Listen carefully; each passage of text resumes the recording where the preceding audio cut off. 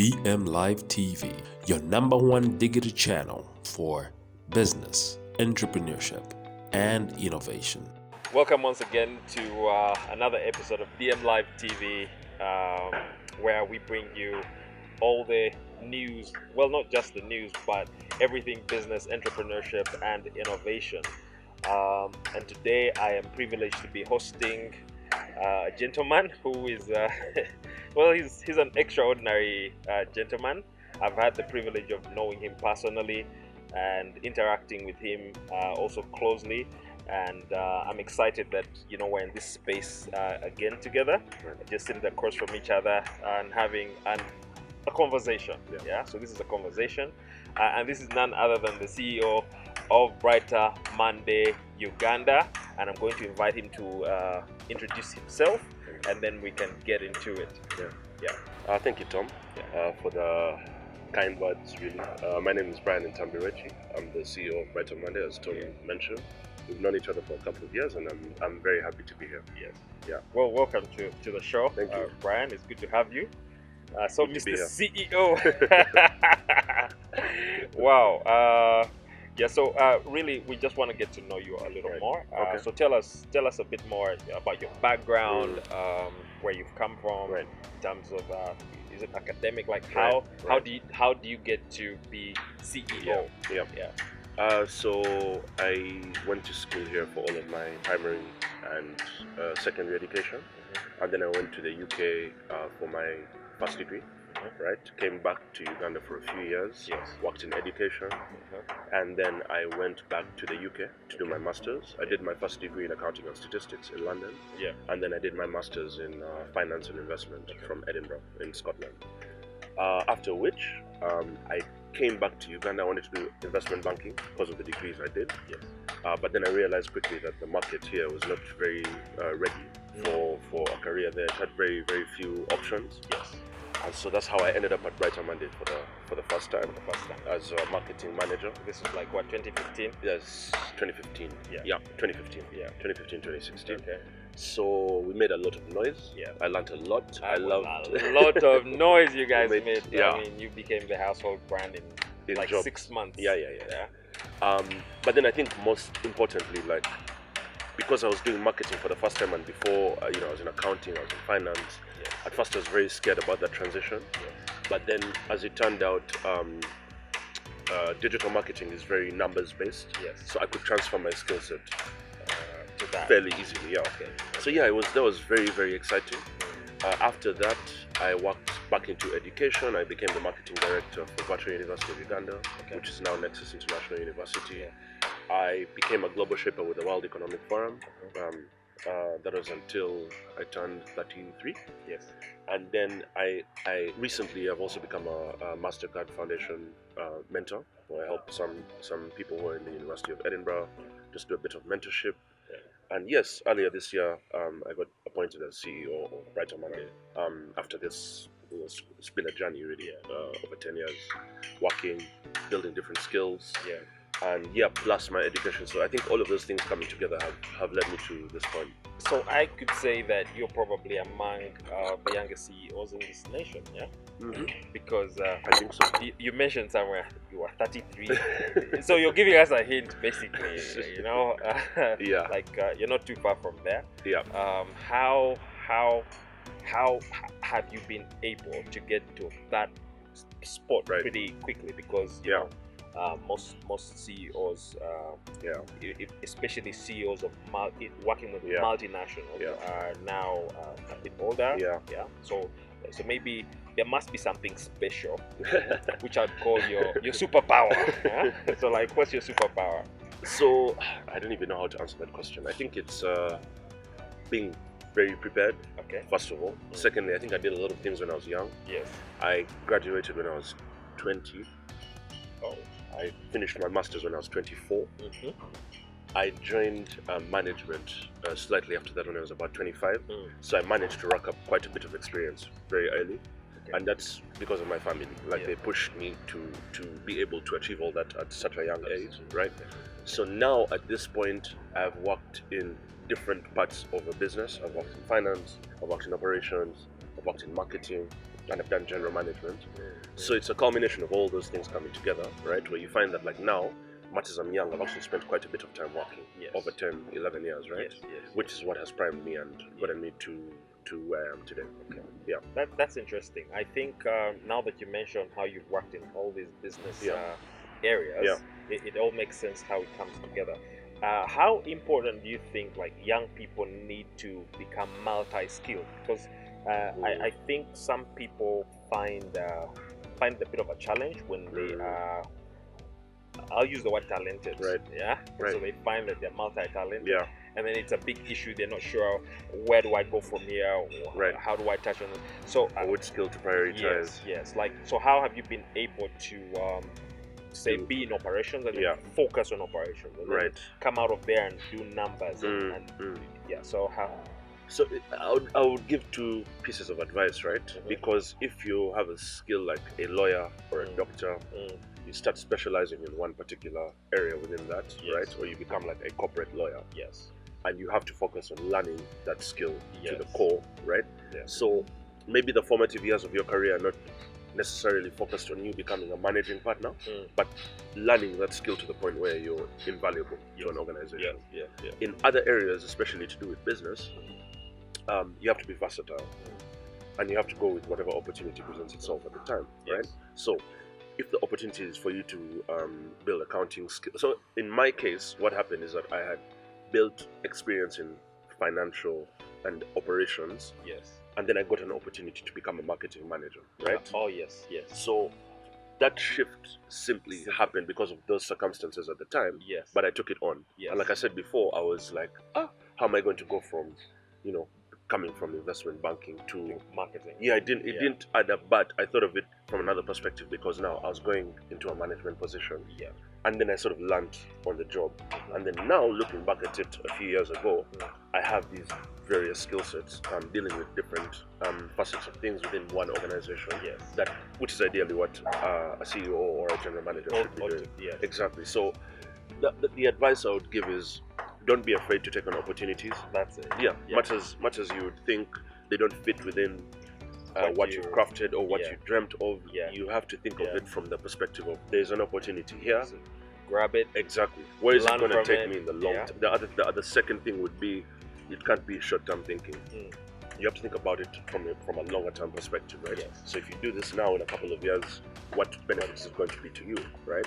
So that's sort of what I would say. It's not a superpower, it's just practical advice. It can be a superpower, right? Because so I mean, look, I think we are now in a place where we have many young people who want to get it fast, get in and get it fast. It's like everything is happening super fast. And for those that don't know you, they could assume that you woke up yesterday and then appointed CEO. You get what I mean? Because you're, like I said, probably one of among the young CEOs that we have in this nation. So the question is then now, how do you bring that together, being from a fast-paced generation, I want it and I want it today, but you know what, I've got to be able to balance it with, I've got to put in the work, I've also got to put in there are a bunch of other things.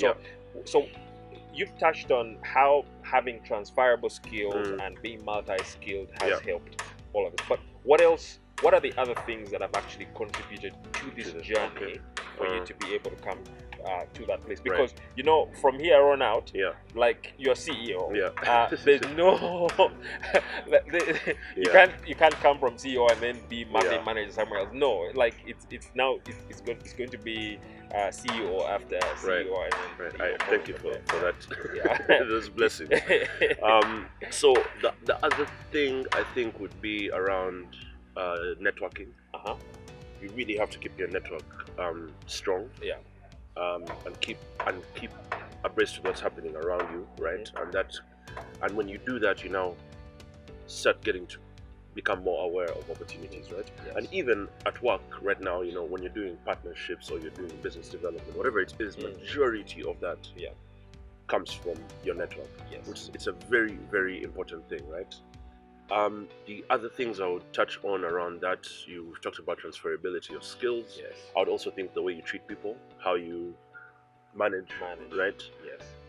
How that comes across, how you string teams together to work, right? Yes. Because at a level where you're managing an entire company, you're basically dealing with people, Human beings at all levels. Yes. So you might have the best product, or you might have the best, whatever you want to call it. But as long as that human interaction is not well woven, if you're not dealing with people properly, for example, you and I, the way we ended up on this interview, just came out of a conversation. That's true. So there's so many layers to dealing with people that you cannot stop paying attention to at whatever level it is, right? And the more you deal with people and grow your network and treat people well, and you know, stay abreast with all these different opportunities, people will find you and tell you, oh, this is what's happening here. Have you thought about it? Do you want to apply? And things like that. So you need to be very, very people-centric. Let's get into that people centricity a bit. Right. How does one become a people-centric person? Well, you have to, like I said, you have to treat people right, be just, be as honest as possible. Yes. I think most importantly, you need emotional intelligence, right? I knew you were driving me there. You need to know how to react to what situation in different circumstances, right? And know how to also manage your own emotions when you've been upset, right? Especially in a professional environment. You can't bring feelings to business, right? You have to leave your feelings at home. And you also have to know how to manage people, know that person is upset, still be able to know how to balance that and get them to be productive. So it's a lot of people management, really, at the end of the day. So emotional intelligence, I've had that it's a skill that can be acquired. Right. How true is that, and how true has that been for you? Because it's not like you wake up and then all of a sudden you're emotionally intelligent, especially for men. Men, I think men, we it's something that we have to grow into, that we have to be deliberate about. Right. But what's that process? What does that process look like for you? I think I'm really not an expert, right? But I think it's a lot of experience. Yes. So there's a bit of wisdom in there. It's a lot of knowing if this person is going through this emotion, they're likely to react like ABCD. Okay. And then managing that reaction probably before it happens. Yes. Right? Or knowing that if I do this person's probably going to react like this, and managing those little interactions, which is something, like you said, that can be acquired, but definitely has to come over time, right? Yes. So that's how I would put it. It's knowing, okay, if I talk to Tom in this tone, he's most likely going to react like this, and then asking yourself whether is it worth it for him to react like that or not. Right. So managing all those little nuances is what I think emotional intelligence is. Okay. And it's a key skill if you're managing any kind of teams, if you're working with anyone on a team, really, right? And even if you're reporting upwards, whichever way you want to look at it, you have to know how to manage those emotions, and most importantly, your own as well. How you react to things. If this happens, if there's a lockdown, and it's affecting your business, and you start being stressed, that means your team is going to get stressed. So those little things, you have to really be very keen on how you manage them. Okay, so well, besides emotional intelligence, you did mention the importance of networks. I believe that among networks, there are like different levels of networks. And then there's a special category of networks that I call mentors. How has that played for you, and really, because you also mentioned that you were a mentor. Right. Now you're mentoring. And I don't think you can give away what you don't know. You must have gotten it from somewhere. So how has that played in for you, and if you don't mind saying one or two people that are huge part of what I've become is because of mentorship. Okay. I think my two hugest mentors are actually my parents. Like my dad, from when I was 10 or 11. Yes. I was in the office with him. I think I mentioned earlier the year I graduated, that was all that push was coming from him. both of my parents. Okay. Yeah, Okay. that kind of push. Yeah. So even from a business perspective, from learning business skills, a lot of my formative skills in business I learned from him. Okay. A lot of the structure and say discipline and that comes from my mom, right? Because she's very, very structured. Yeah. Yeah, strict is actually the way to put it, which is not a bad thing because no, I don't think it's a bad thing. No. I mean, our children these days whine about being strict and everything, but yeah, no, you need it because yeah, it puts you in line, okay, and then you also start understanding what's important, what's not, what to spend your time on, how to apportion that time, right, and things like that. So it's a very, very important character, or a very important character building thing that you need, right? You need discipline, and you can't get discipline without strictness. So from that perspective, I would say, yeah, those have been definitely my two biggest mentors so far. Well, that's great. Yeah. So just walk us through what your day looks like. You know, from when you get up, how do you structure? You know, right. How do you prioritize? Because my time. Yes, I think that being a CEO, prioritizing is like number one skill. Yeah, for sure. Yeah. So how do you actually prioritize to make sure that you have all your touch points, right, and things moving in the direction you need them to? So my typical day begins with a catch up individually with each of my team members. It takes about 15 minutes each. Okay. After which I normally have either client meetings, either internal group level meetings, or partnership developments, or sometimes I'm speaking at webinars. Yes. And that's typically how it varies. Lots of meetings, lots and lots. Like my day, there's lots of meetings. Yeah, I probably spend 85% of my day in a meeting. I know, getting this meeting was yeah, I can imagine. So it's quite a number of meetings that I do. And then the other part of it would be ensuring that my team is moving a lot of the technical stuff, so for marketing or accounting, whatever it is, and just being there as a guide for them for it to move in one uniform manner, and giving them the room to do that, and playing the role of just understanding how far they are going and seeing how I can guide or help in any way. So more of an enabler than a micromanager, if you want to put it like that, right? I don't believe in micromanaging. I really don't. Well, that's a good thing. I don't. I think it's the best way to put it is you can't hire a smart person and then you tell them what to do. Thank you. You have to let them do what you hired them to do. Exactly. Yeah. So I really don't believe in it.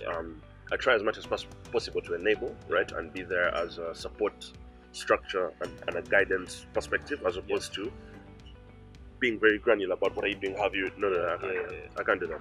It's a difficult. I don't think it's the right way to lead, and you don't build and develop trust with your team if you do that. That's true. Yeah, that's true. That's awesome. Yeah. So seeing that your life is very busy, right, and that you spend 85% of your time in meetings, how do you balance that with your social life? Because I think that that's just about as important, Yeah. So, or do you find that because you enjoy what you do, it sips right into your social life, and you're having fun while you're at it?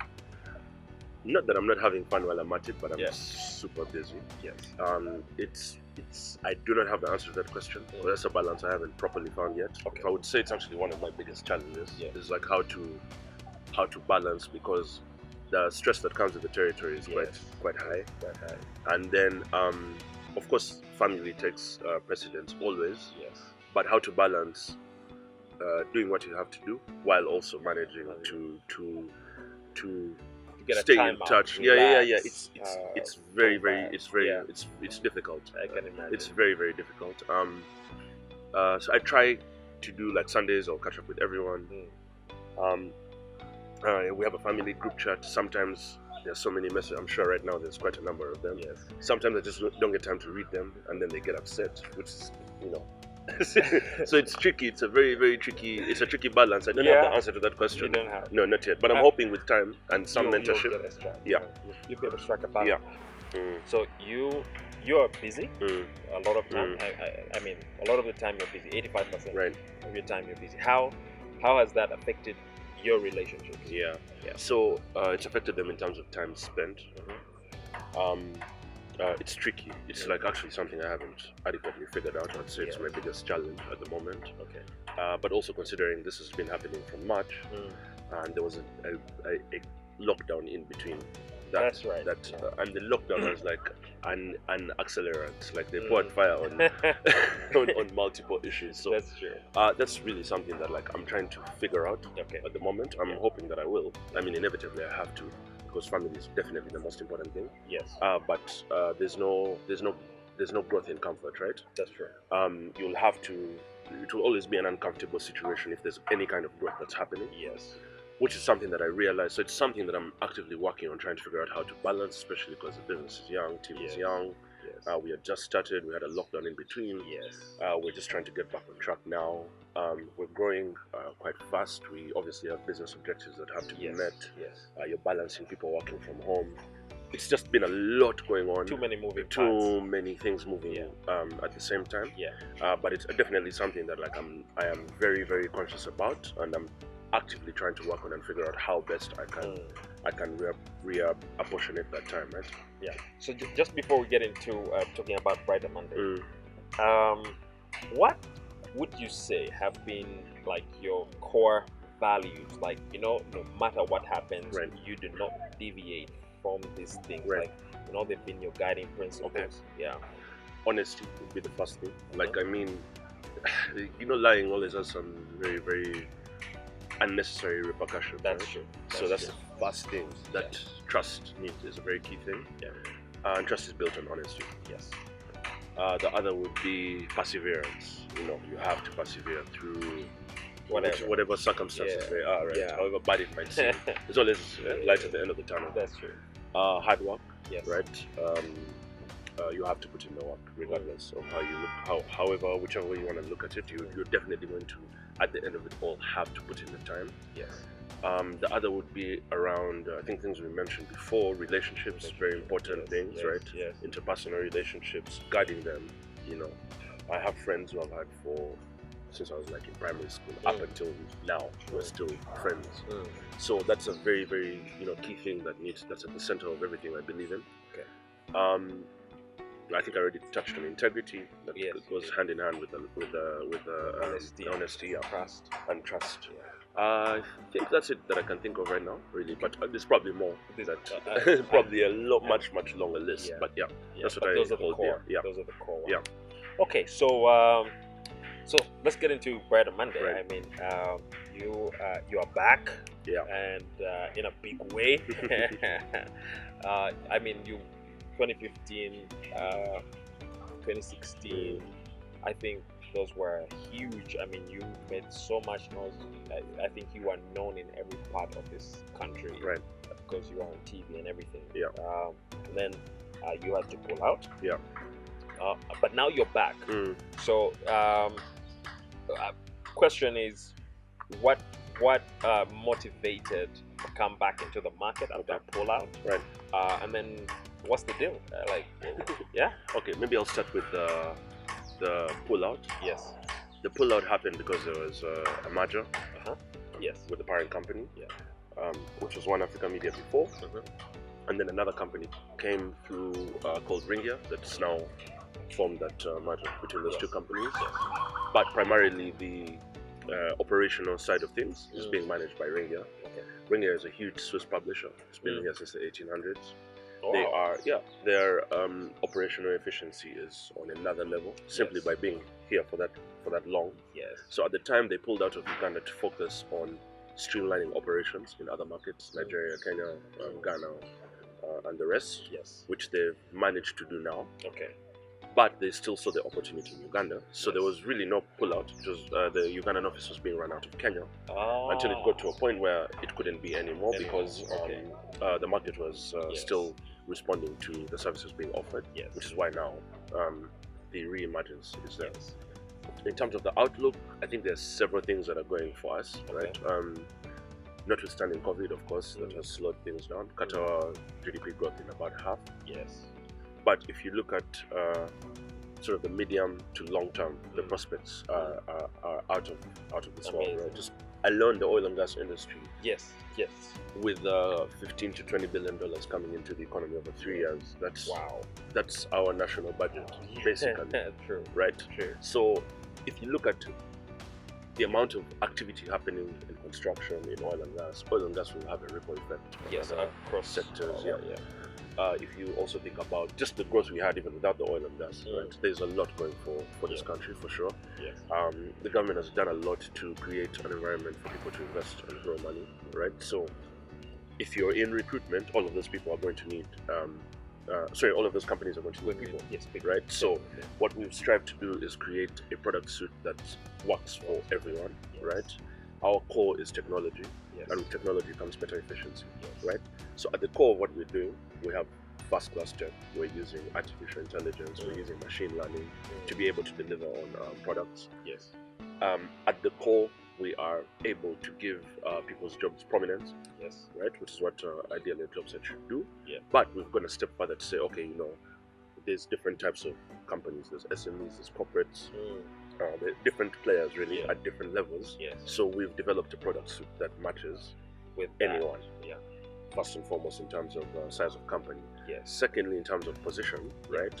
All the way from an executive director to an entry-level staff, because you don't source an ED the same way you look for an entry-level person. Yeah. You have to use different methods, right? Yes. So we've created a hybrid and the ability to service any client at any level within the recruitment space, based on technology that improves our efficiency, as well as improves cost consciousness and effectiveness of that.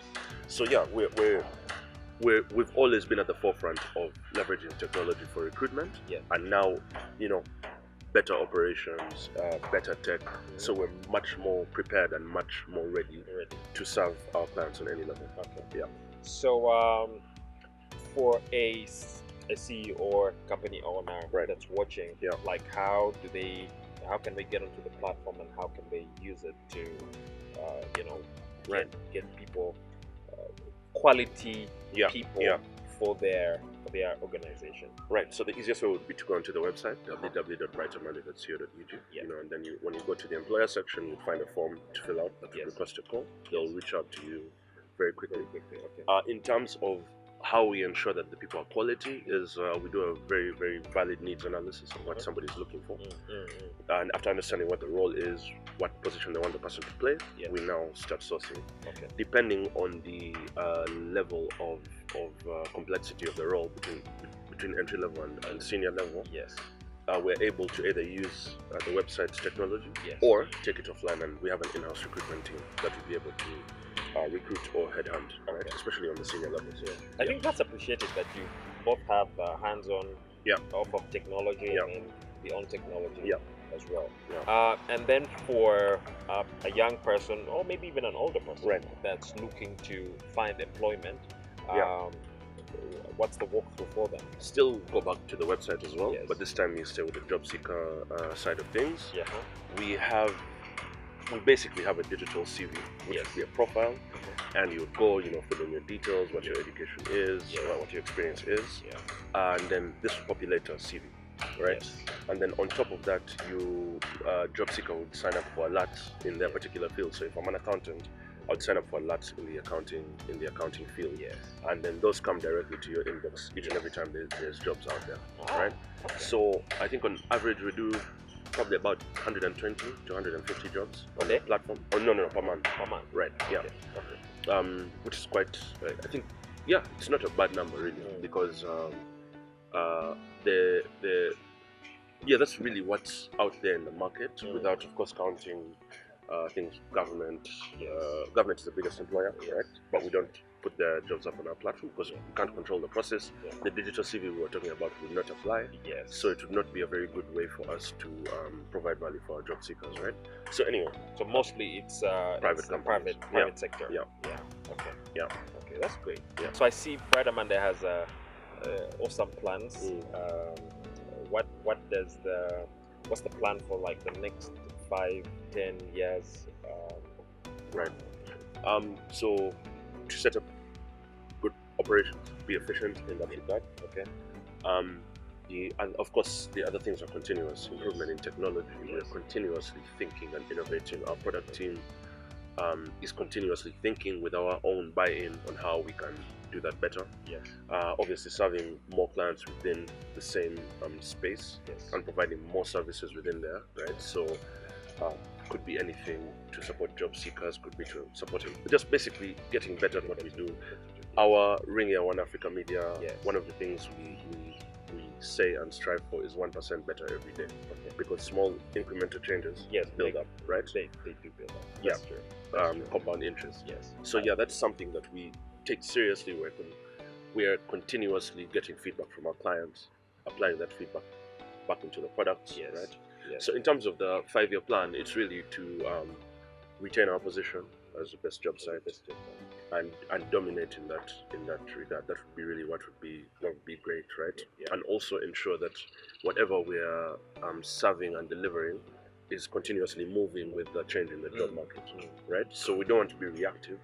We want to be proactive. Exactly. We don't want to be responsive. We want to just see where the trends are going, build products in that direction, and continuously serve our clients to make sure that we're delivering the right services to them that are technology-based, efficient, and very huge emphasis on cost. Since you are in the job market and you are basically sourcing, people employment, for employers, and same from employers to employees. How or are there any other products that you've built around that you are offering as Brighter Monday Uganda, or you are solely focusing on recruitment?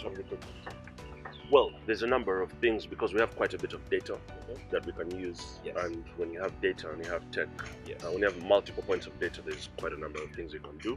We're able to do salary surveys, training, outsourcing, right? So we have a number of ancillary services. The other thing is, on the website we have quite a number of views, so we can do banner ads, we can do email blasts. There's so much more we can do that doesn't stop at just recruitment. So because we've built so much data and very many data points around that, it's very easy to diversify into the rest. And most of the time, when you talk to an employer, you tell them, you start from recruitment, and then you actually end up finding out that they need other services, right? So the core service is the recruitment, but then there are all these auxiliary services that go with it that you're able to provide because you have the data to back it up. Exactly. And on top of the data, across Africa, we have a huge team, because we're in Kenya, we're in Nigeria and Ghana under Joberman, we're in Senegal under Expat Dakar. And that's without even counting the larger Ring Here group. So just alone as Ring Here One Africa Media, we have all of this talent and operational excellence across the board. So that means multiple recruitment teams, and multiple people who have different skills, right, to deliver these different services across Africa. So we have deep expertise, and we rely on them to learn and to do better within our market, right? So anytime we come up with a challenge or a client looking for something new or different, of course our first point of recourse is, have you guys done this there? And if they have, we start saying how to apply it. Okay, that's amazing. That's amazing. So is there one last thing you'd like to say to our viewers? No, just thank you for hosting. As usual, conversation was fantastic. We've been planning to do this. I know it's been a bit I know. Been down the time, but no, thank you, really. We've managed to do it, and I'm grateful for your time as well. Me too. Because what you're sharing is valuable, not just to me, but also to our viewers. Guys, if you're looking for work, just go to www.brightermonday.co.ug. So the CV, you just fill it in, and then it gives you populates for you, and then produces something beautiful and organized. Exactly. So you can see with all this technology, things are being made easier even for you. I mean, I used to hate the process of writing my CV. I don't think anyone likes it. I mean, it's me. It's really about me. But then just being able to put all these things together was always a challenge. So having a platform that just does that for you, I think also makes it easier for sure. So guys, just go on, log on, fill in your details, and this whole platform will do these things for you. And if Yeah. you're an employer, well, go to the Please. same site Yeah. and Yeah. use it, and you'll find some quality, relevant people Yeah. for your organization. For sure. Otherwise, thank you so much for keeping it locked in DM Live TV. Don't forget to subscribe. Don't forget to like. Also, you can comment. If you have questions for Brian here, even after this conversation, please, you can still field them and I will pass them on to him. Sure. And we'll be more than glad to even have another interview For sure. if it For comes sure.